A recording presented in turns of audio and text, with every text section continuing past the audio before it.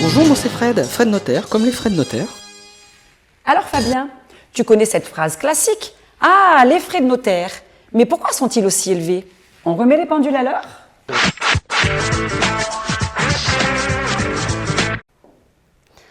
Oui, parce que c'est vrai que le terme frais de notaire est trompeur. Beaucoup de gens pensent que tout va dans la poche du notaire, alors que pas du tout.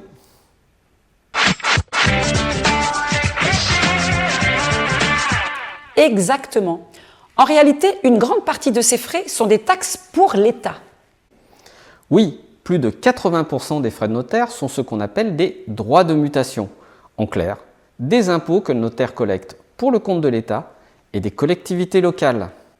Donc, si je comprends bien, quand un acheteur paye 10 000 € de frais de notaire, à peine 1 000 à 1 500 € vont réellement au notaire. C'est ça. Le notaire est un officier public. Il est rémunéré selon un barème strict fixé par l'État. Il ne fixe donc pas ses honoraires comme il le veut. Et oui, donc quand on dit frais de notaire, on devrait plutôt dire frais d'acquisition pour éviter la confusion, non? Exactement. D'autant plus qu'une majorité de départements, dont le Var, viennent d'augmenter les taux de 0,5% depuis le 1er mai. Et pour que ce soit encore plus clair, dans l'ancien, les frais de notaire tournent autour de 7,5 à 8,5% du prix d'achat.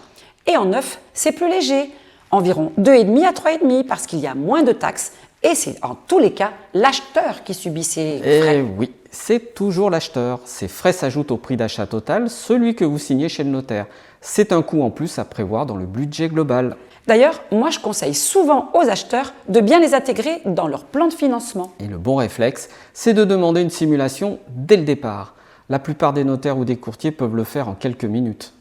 Donc, pour résumer, les frais de notaire, c'est surtout pour l'État, pas que pour le notaire. Ça représente 7,5 à 8,5% dans l'ancien, 2,5 à 3,5% dans le neuf. Et c'est un coût à anticiper dès le début de votre projet. Exactement. Et on est là pour accompagner les acheteurs pour leur éviter les mauvaises surprises. Alors, si vous avez d'autres questions sur l'achat immobilier, surtout dites-le en commentaire et on y répondra avec plaisir dans une prochaine vidéo. Et surtout, likez et abonnez-vous. C'est très important pour nous encourager et nous aider. À très bientôt.